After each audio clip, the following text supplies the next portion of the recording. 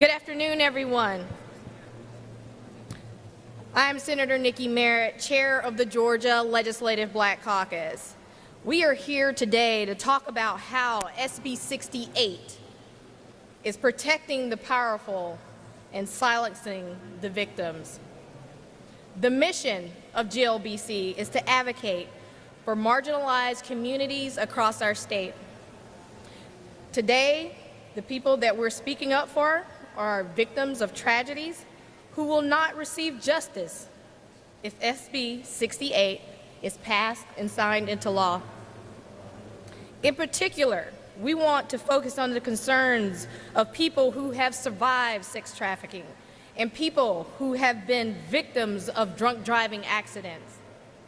After the heartbreaking testimony that we all heard, and I heard myself, from sex trafficking victims, I want to point out the hypocrisy of Governor Kemp and the Republicans.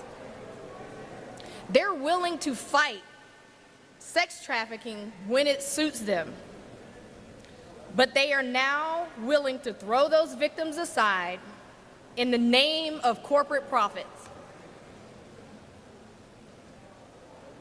To get things started, I'm not going to take up too much time because we have several speakers.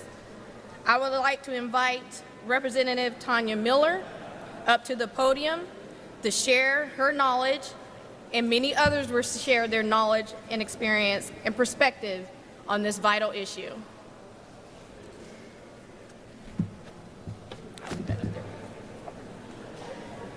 Thank you, Madam Chair. Good afternoon. Members of the press, it's wonderful to see you here. I want to start off by thanking you for covering this very important topic, but for your willingness to share the stories of those victims who came down here bravely to testify. The world would think that this issue is all about insurance premiums and is a smart tackle of a problem or a crisis in our legal system.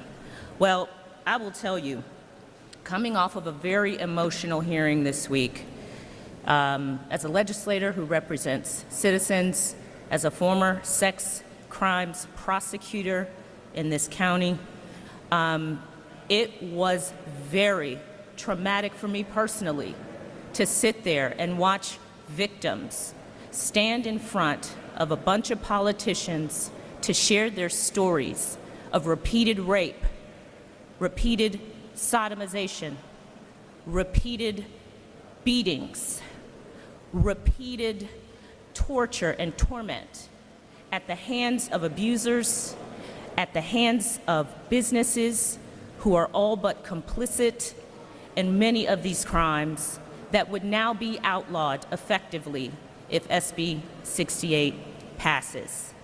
The fact that they had to stand up at a microphone, share the darkest days of their life, many of which occurred when they were but children, in order for legislators to understand that this is not about profits, It's not about good businesses in our communities.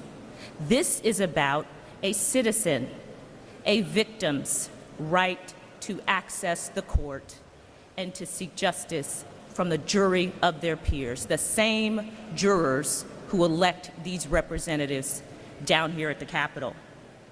What this process has revealed is that this bill is so poorly drafted that the proponents of this bill could not even articulate a scenario under which a victim of sex trafficking could go into court and make a case. Their own lawyers, who've had months to study this bill, months to deliberate on it, who have come down here and championed it, when asked a simple question, give me a hypothetical where one of these victims, who you just heard from, would be able to get justice in court. And not a single one was able to do it. This bill is gobbledygook. It makes no sense. There is no precedent for what they are trying to do to silence victims and keep them out of the courtroom. My hope as a legislator, a proud legislator in the House of Representatives, I serve proudly with friends and colleagues on both sides of the aisle who come here to work every day in an effort to vet policy, to make it the best it can be for our citizens, to consider intended consequences and unintended consequences through a process that is vigorous. And while we may ultimately agree on the policy, the process, we should all respect. What I am calling on my friends in the House of Representatives to do, whether they are Republican or Democrat, is do not abdicate our responsibility as a third and co-equal branch of government. It is our job to make the laws. Do not treat a piece of proposed legislation as if it were a royal edict. There are no kings in this state, and there are no kings in this country. I want to say, lastly, before I hand it over to my colleague, the Thelma to my Louise, that for the victims who are out there, who are watching this, and many of them are, many of them who are too afraid or too ashamed to step forward and tell you about their story for fear of being bullied or ridiculed. To the organization Mothers Against Drunk Driving, who have, through their advocacy for decades, made our state and our country and our roads more safe. Mothers Against Drunk Driving gave their opinion and their voice on this bill. They opposed it. In response, they were targeted by the governor himself.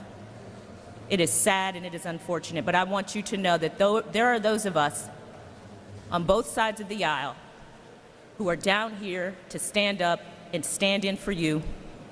We will not bend the knee. We will not acquiesce into any royal edicts. Our process in the House of Representatives is going to be respected. We will vet this bill, and if it is not protective of the victims and the citizens that we are sworn to protect, we will fight it until the end. Thank you. Thank you. I'm now going to hand this over to my colleague, Representative Stacey Evans. Thank you, Chair Miller. Good afternoon. I'm Stacey Evans, State Representative, District 57, City of Atlanta, legislator, mother of two, and a lawyer, member of the subcommittee of rules that's hearing this bill right now. The bill goes too far. The bill is not a balance. The bill sacrifices victims at the feet of big business. That's what it does. I do not believe that the governor and his lawyers meant it to go as far as the words on the paper make it go. I believe that our governor cares about sex trafficking victims. I believe that our governor cares about other victims of crime. And that is why I am here today with my colleagues to say we want to work with you I know there are Republican members of the Georgia House of Representatives that want to work with him to make this bill good, because none of my colleagues standing behind me, none of my colleagues that serve with me in these chambers upstairs hate business. We're business owners. We care about victims and we care about business, but this bill does not care about both, and we want to work to make it better. So, Governor, leadership in the House of Representatives on the Republican side, let's work together to actually make balance. But make no mistake, if our governor, if our Speaker of the House, if the Republican majority does not want to work with us, with victims, with well-meaning businesses to make this bill right, we will not stop fighting. We listened to victim after victim after victim after victim over this last week. We heard horrendous stories, stories that no one would say represent a frivolous claim, stories that no one would say that's okay. And we heard their lawyer after lawyer after lawyer say, I can't bring that claim under Senate Bill 68. So if those victims are brave enough to stand up to our governor, to risk going back to that dark place, I will certainly be brave enough to stand up to power in this building and fight for them, because they deserve nothing less. Thank you. And now I'll turn it over to Senator Elena Parent. Harold Jones. To Leader Harold Jones. Thank you. Thank you, State Senator Harold Jones out of Augusta, Minority Leader, Democratic Caucus. This should, to some extent, sound like deja vu in the sense that we have the House and the Senate both saying that they would be willing to work with the governor to try to do some good for this bill. We recognize that there ought to be certainly a balance between business and also interests of the general public, and this bill does not represent that balance at all. It is truly clear that SB 68, the crux of it, really is this issue of actually foreclosing victims' access to the courtroom. It is the one area that, quite frankly, the governor has refused to actually make any changes to or make any concessions. The bill overall we have seen is problematic, but especially is problematic as far as cutting off victims' access to the courtroom. We've stated that within the Senate, and now we hear similar concerns in the House. And we hear concerns from the House about such a tremendous area of sex trafficking. But even that is also receiving a blind ear, a blind eye, and a deaf ear by the governor. And why is that? Because as has been stated, is that this bill is not a balance. It is totally to protect corporate interests, unfortunately. We are here to actually protect our citizens. That is the key. We need to make sure that we have a balanced bill that works for the public, works for business, and at the same time make sure we protect all of our citizens, especially those who are victims of sex trafficking. At this particular point in time, no Georgian should support SB 68. It is not good for well-meaning businesses, and it certainly is not good for the public. And with that, I'll turn it over to Senator Parent. Good afternoon, and thank you so much for joining us. I am Senator Elena Parent, and honored to serve as the chairwoman of the Senate Democratic Caucus, and I also am a proud associate member of the Georgia Legislative Black Caucus, which convened this press conference. Right now, we are in a critical juncture in this Gold Dome as the House of Representatives considers Senate Bill 68. The legislative process used by the House of Representatives has already been twisted and inverted to try to predetermine the outcome. I exhort the members of the Georgia House of Representatives, particularly my Republican friends, to not abandon the job that they have been elected to do, which is to speak for the people in their districts and not take orders from any particular group and not to take orders from the executive branch, because the legislature is a co-equal branch of government. Our responsibility as legislators to the people of Georgia must outweigh political expediency. It would be a grave mistake and a dereliction of duty for legislators to push forward a sweeping tort reform package when there are alarming developments occurring just over our southern border in Florida related to the tort reform package that they passed only a year or 2 years ago. In Florida, new reports and legislative hearings have revealed disturbing allegations that major insurers may have manipulated their accounting practices and taken advantage of regulations using subsidiaries to hide profits while simultaneously lobbying the Florida legislature for tort reform on the basis of financial distress, that if the allegations that the legislature is now demanding an investigation into are true, were 100% false. They were crying poor after 2 major hurricanes, claiming they were going to have to leave the state, and the allegations are they funneled money to subsidiaries to hide it, and actually were extremely profitable at the exact same minute that they were twisting their numbers in order to get the tort reform they sought to be even more profitable in the state of Florida. Florida lawmakers are currently outraged, furious that they were lied to, not made aware of an investigation that was ongoing during tort reform as to these potential deceptions.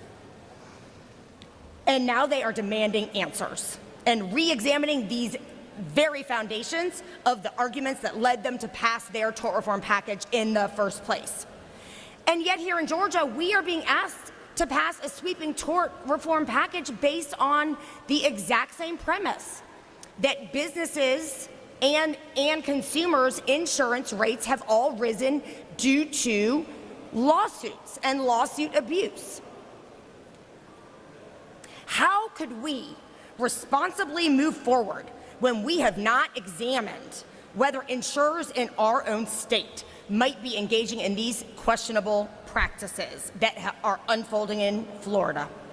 How could we, in good conscience, put all of the burden of rising insurance rates on victims, denying them their day in court, and even before these reports in Florida, not ask really tough questions of the insurance industry? And now it would be willful blindness to rush this bill through without asking these very tough questions about the insurance industry and what their accounting practices are right here in our great state of Georgia. We cannot place the burden on injured Georgians who only seek fair compensation for their injuries and crimes and harms against them. We must demand accountability out of every player in this judicial system. If we fail to do so, we have abandoned our own duties, and we risk making the same mistake that Florida's legislators now so regret. Let's not betray the trust of every Georgian who relies on us to speak for them and to legislate with integrity. If we rush this bill through now without getting answers to these critical questions, it will reveal this effort for what it is: a flawed premise, a sweeping bill closing the door of justice to Georgians that is based on a complete lie and fabrication, which is that insurance companies can't profitably operate in the state of Georgia, and that's why they're raising everyone's rates. Thank you for being with us today. Who's that? And now I'll turn it over to Miguel. Good afternoon. Attorney Miguel Dominguez. I represent plaintiffs in lawsuits that seek to protect and get the full value of the lives of injured, catastrophically injured, and victims in this state.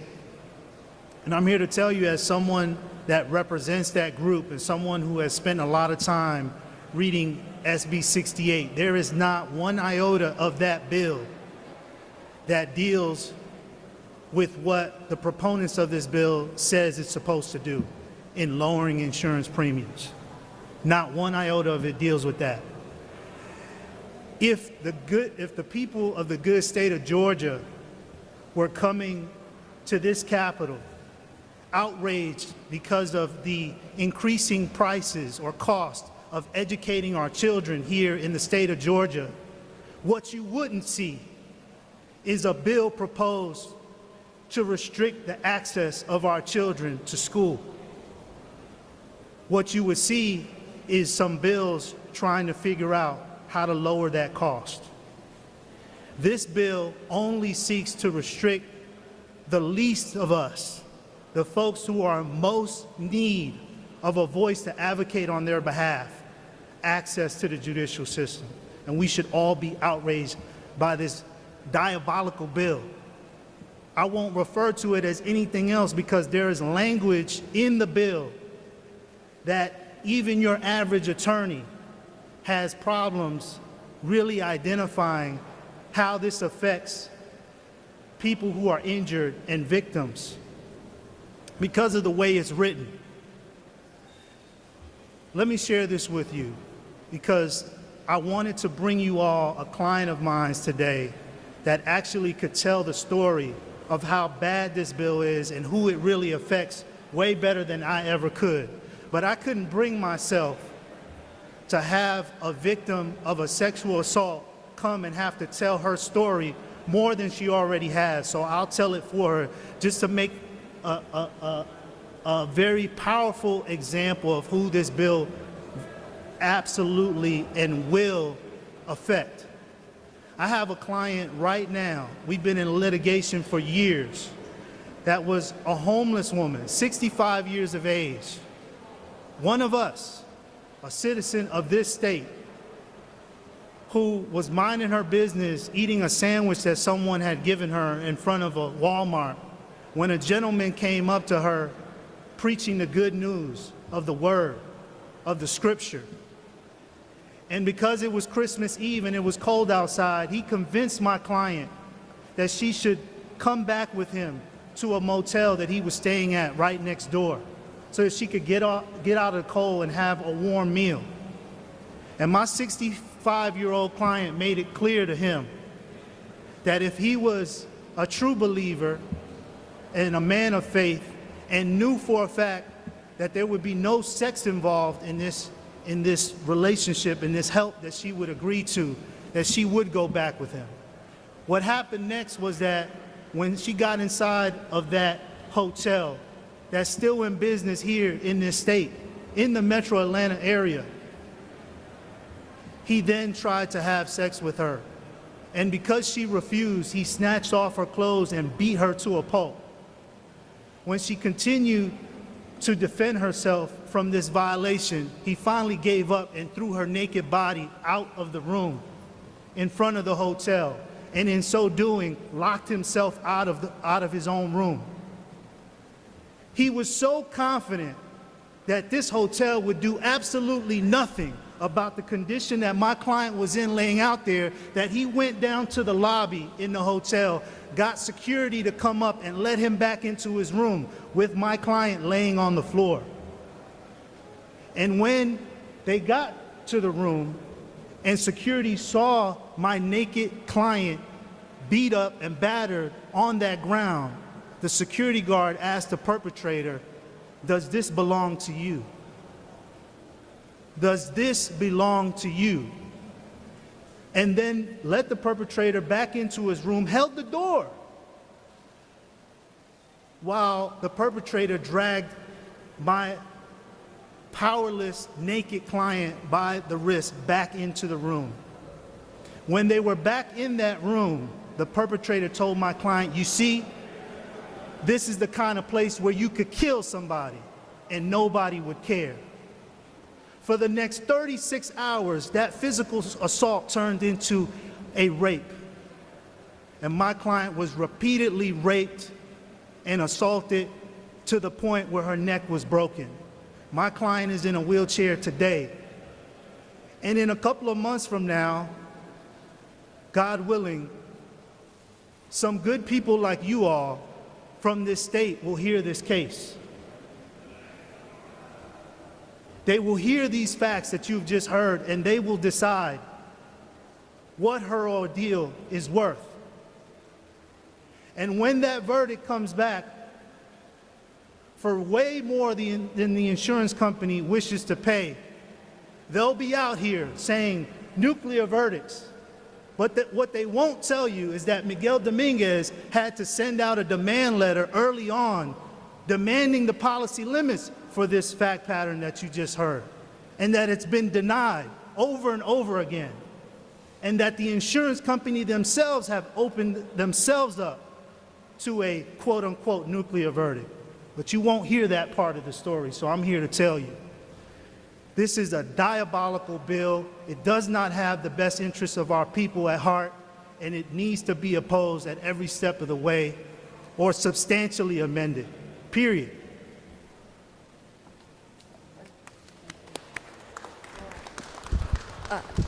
Thank you, Miguel, for that, for sharing your client's story. I wish we could hear more of these horrific stories and how victims will be impacted if SB 68 passes. SB 68 is not good for our victims who need to seek justice. It gives cover to businesses that should be held accountable. It's not good for our citizens here in this state. And I call on, in this legislature, a more bipartisan, a better solution than SB 68. We all need to come to the table, as been highlighted, to come up with a better solution. And I ask the members of this legislative body to reject SB 68 in its form, as it is now. And with that, we're going to end the press conference. We're going to open up for questions. I may have to default to some of my attorneys that are here or some, but we're open for questions.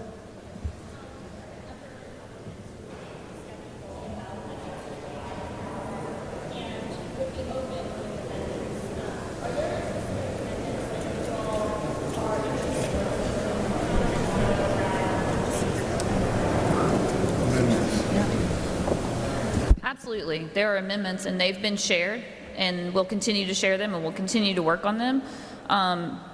Immediately, I can tell you there's a lot of sections. I think there's 8 substantive sections, but we've discussed amendments relating to this bifurcation of trials. This bill says mandatory. If somebody wants 2, if not 3 phases of a trial, they get it.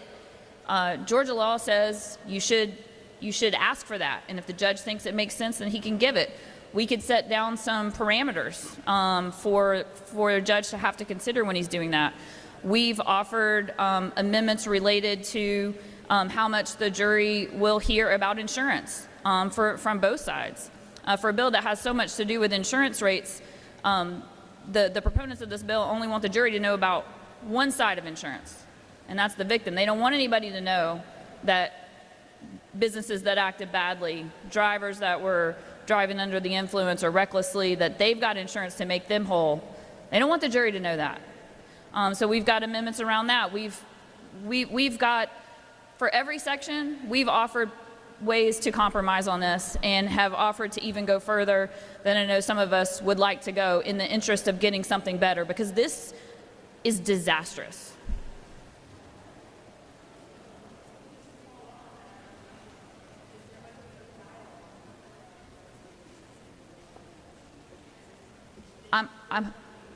I'm hopeful. Okay. And with that, we're going to end. Thank you all for coming this afternoon.